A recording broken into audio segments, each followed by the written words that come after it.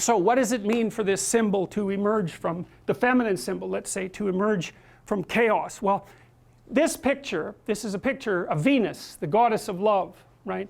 And so I cut this picture out of a larger picture, and it's Venus manifesting herself in a transcendent space, in the sky, in the same way that Christ did in the previous representation. And she has rays coming off her, and there's all these men who are knights kneeling in front of the image. Well, what does that mean? Well, it means that men use the image of female perfection to motivate themselves. And that's exactly right. That's precisely what they do. You see that in the Tom Sawyer story. So Tom Sawyer is about 12 years old, and he's still hanging around with his friends like Huck Finn. And this girl moves across the street, Becky, and she comes out, and he's struck by her for the first time in his life. Something's changed. And the first thing he does is hop up on a picket fence and show off and balance in front of her. And he's saying, well, look at me, look at me. He's like the male bowerbird building something beautiful so the female will approve of it. And it's motivation.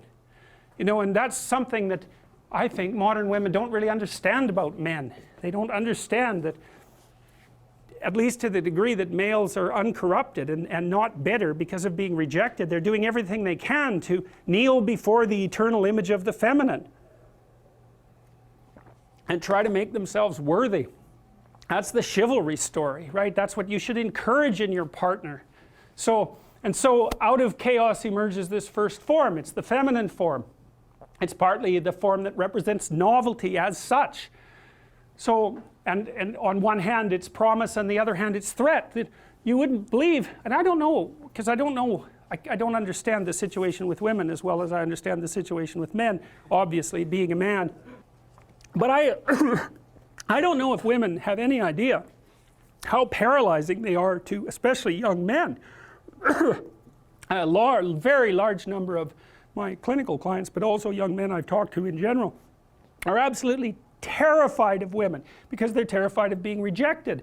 And the terror exists in precise proportion to the attraction to the woman, which is a horrible paradoxical situation to be in. It's often why men make such fools of themselves in front of women that they're attracted to. It's because, first of all, they don't see the woman that they're attracted to, because what the hell do they know about her? They don't see her as an individual.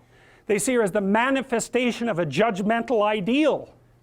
And then it's only in establishing the relationship with the actual woman that they can start differentiating between the judgmental ideal and the actual individual woman. And that also requires a sacrifice. And the sacrifice is, you never can have an ideal woman.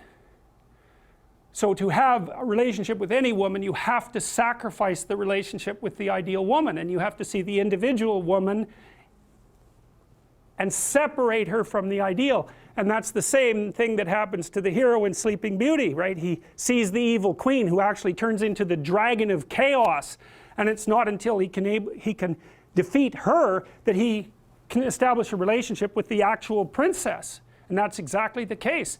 I had one of my clients who ran this men's group, which was quite interesting. One of the things they had the initiates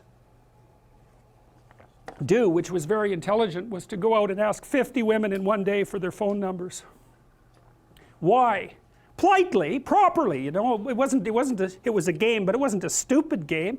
And the idea was, get over your fear of rejection. And how do you do that? By encountering it continually and continually and continually, so that you're no longer paralyzed by this.